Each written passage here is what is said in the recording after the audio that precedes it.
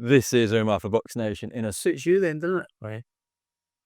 We'll leave that, the first part of the one out of the interview, in association with Global Next Trade. I'm joined by Mr. Undisputed himself, the former King of Scotland. Feels weird saying that. No. Still the king? Still the king. Always be the king. Undisputed champion of the world. I think I'm pretty safe with being the King of Scotland. Until Nathaniel then comes along and maybe he does it, and then he's the king. I was going to say, I mean, it's a big baton to pass down to Itauma, the one from yourself to Nathaniel, but you believe he's got the talent to do so, Josh? Yeah, I think so. He lives the life of an athlete. I've seen the way he lives. I've seen the way he trains and dedicates himself to the craft. He just needs the opportunity now to go out and prove how good he is, and this it is. Here it is here upon us tomorrow. So, great fight to announce himself on the world scene. WBC silver and the European champion. We'll give him a good world ranking. I think it'll be the top 15 in the world rankings then. So then he hopefully he wins, all goes well, touchwood, all goes well. He's then in the running for getting a shot at maybe a world title eliminator, final eliminator, or maybe a shot at the title. So Nick Ball and things like that. So, and that would be a great fight, a great domestic sort of world title fight, you know. So, he's the future's bright and prosperous for him, you know, given that he comes through on Saturday. If he can put a devastating performance in, win the European title, then get on the mic and scream for Nick Ball, if it all goes perfect for him, do you think this could be the breakout moment for him? And what would you say was your breakout moment in your career? I would say the breakout moment for me was the Hara fight. You know, it was I think it was my 7th fight. And Hara was tipped for being the world beater and the next thing since sliced bread, you know. And I went and gave him a pasting, and that was me then on the scene, you know. So that was my breakout fight. So this is his sort of, I would say, proper breakout fight, on world level, I would say. I think he already had his breakout fight with his last performance against Lee. He looked really good in that fight. And it's not easy for me to say that because Lee's my pal, you know, and he's going to see this interview, depending on what caption you fucking pull up. But he had a good performance against Lee. That announced him as a real threat. And then obviously this one's his sort of proper breakout fight. So it's a big opportunity for him. Yeah, certainly is.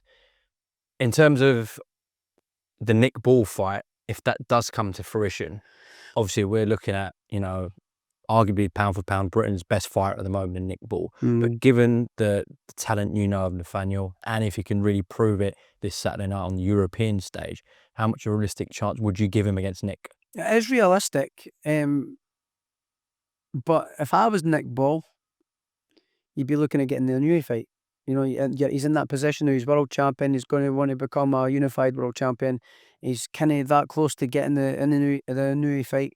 So he's going to be trying to push for that, you know, and I'm sure he'll be interested in having the fight with Nathaniel, and I think it would be a good fight for his title.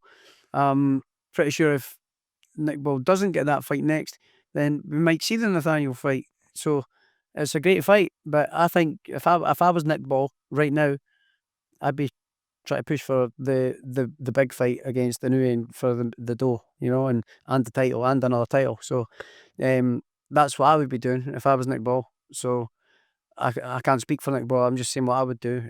But on the other side, it's a great opportunity for Nathaniel, and if I was Nathaniel, that's what I would be doing too, shouting for Nick Ball to get that world title fight and making it a sort of domestic world title dust up. So it's a great opportunity for him. Who should we look out for in terms of talent on this card? Obviously it's stacked with Scottish fighters. Who should we look out for? It's hard for me to say because who's the standout one, because they're all good fighters, you know. They're all really good, and they're all sort of at the start of their careers and looking to progress forward and get into big fights. You know, they're all really the start of their career, so they're all promising talents. Reece Lynch is obviously Commonwealth Games gold medalist. He's looked good in a couple of his fights. His last one was at the I think it was the outdoor one, wasn't it? The football Ipswich, yeah, down there. So He looked good there. Got the stoppage. I think he did get the stoppage, didn't he? Aye, he looked good there. So he looked good there. He'll be looking to get a good performance tomorrow and hopefully get a bigger fight, meaningful fight. So Aston Brown looked good on your card. aye, Aston looked great and all that knockout as well. So that's a good fight. So aye, there's loads of them. They're all quite good talents, and quite good. That sounds disrespectful. No, they're all good talents, and they're all ready to go and ready to prove themselves. And it's good that Nathaniel's now leading the way for sort of Scottish boxing for the time being, because all the undercard is full of Scottish talent, and they don't get the chance to prove themselves on big stages unless there's big fights happening up here. So they'll all be keen to impress and maybe even get themselves a little deal. You never know. So, it's a great opportunity for them all. What are you missing most about the game? Just the fighting, the boxing, man. I'm not missing. I'm not missing the training and the running and the pounding on the body. But I'm missing the boxing. I'm missing the boxing, missing the sparring and all that. But Has it entered in your mind to maybe have one more, or of course it has. I mean, of course it has. I mean, I was only retired a couple of weeks, and I was like, right, I'm gonna let this heal, and then I'll go again. But I'm like, what for? What for, really? I'm going to come for a fight. It's not going to be against anybody significant, really. The money's not going to be great. your health as well? My health as well, my eye. But I mean, if I was going to come back, I'd maybe get a rematch with Echo.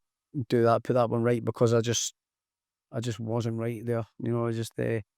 Well, I wouldn't say that. I was good. I started off good, and because it was so comfortable for me, comfortable and quite easy, I fucking switched off mentally and stopped concentrating. And then Echo got into his groove, and in fair play to him, he implemented his game plan, and then he executed and he got going, and then I just couldn't get going again. Concentration is what it was with me there. So if I was going to come back, or I was able to come back, I'd go back, do that one again, and then maybe get a bigger fight, and then that would have been it. That would have been it anyway. So probably. But then again, if I got the next fight and then that went well, I'd be like, right, what's next? Another big fight. When does it fucking end? When's it going to end? So everything happens for a reason. It wasn't meant to happen. I do believe in that. Up there's a path set out for you, and it isn't meant to be for me now. So I'm destined to go and do something else now.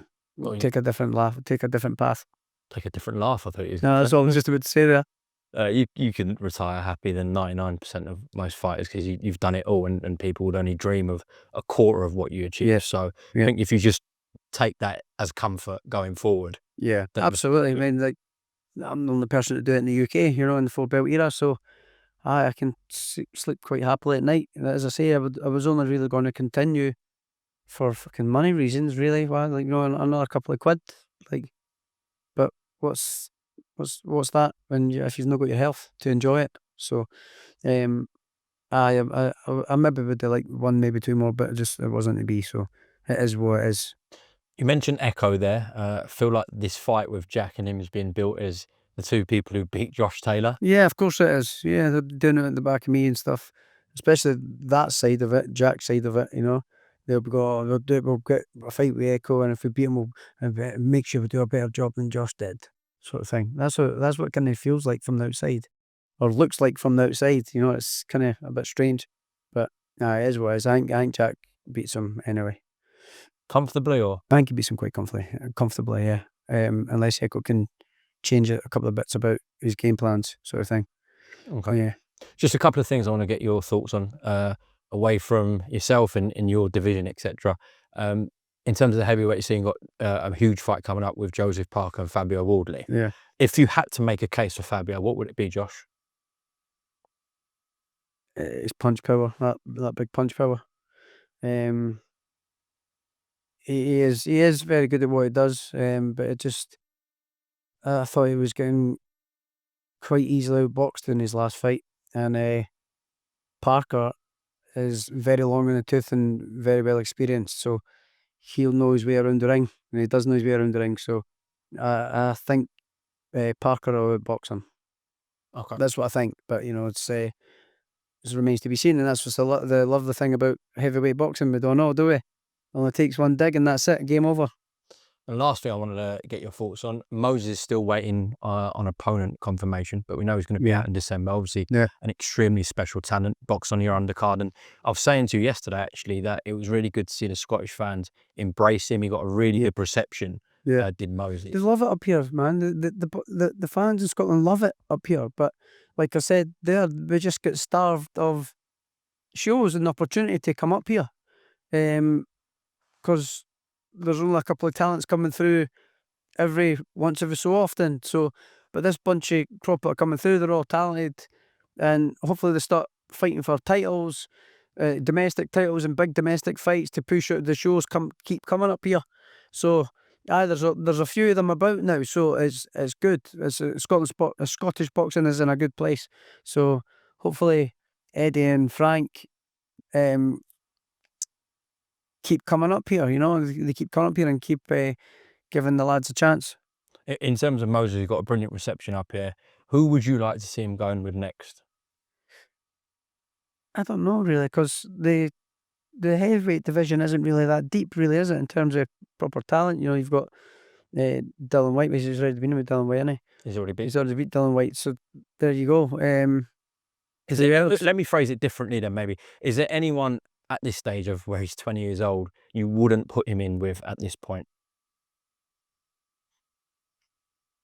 Well, I can think of. Even Usyk? Yeah, even Usyk, yeah. Yeah, I'd put him in with Usyk. And maybe a fight or two. Maybe give him one more fight or two more fights and then put him in with him. Because he looks like he's doing good, he looks very comfortable in there and he looks capable, so why not? But yes, maybe one more fight and then put him in. Why not? Yeah, definitely a special talent. Listen, Josh, I'll let you crack on the rest of your evening. Anything you want to say ahead of a huge night tomorrow, Scotland? Nah, just everybody that's a fan of Nathaniel, if you're not going, try and get your tickets and go to Braid Arena and go tomorrow and support the next one coming through, the next crop coming through. Support Scottish boxing. I know you always do, but let's keep the support going and get at the back of them. And any viewers watching, thank you for all the support and all the messages I've had since I announced my retirement. I've had hundreds of messages, if not thousands, of messages, support, wishing me all the best and retirement and things like that. So it's very much appreciated. That goes a long way with me. Sits well, and it gives me great comfort that I've had a bit of an impact in the sport. I haven't been totally ignored, really. So thanks very much for all the messages everybody sent me. I really do appreciate it. So thank you. Cheers. Well, it's the least that people could do, and so thoroughly deserved. Josh, appreciate your time, and yeah, maybe Hank will come out tonight. Who knows? Yeah, you never know. You never know what can happen. Cheers, Josh. Cheers.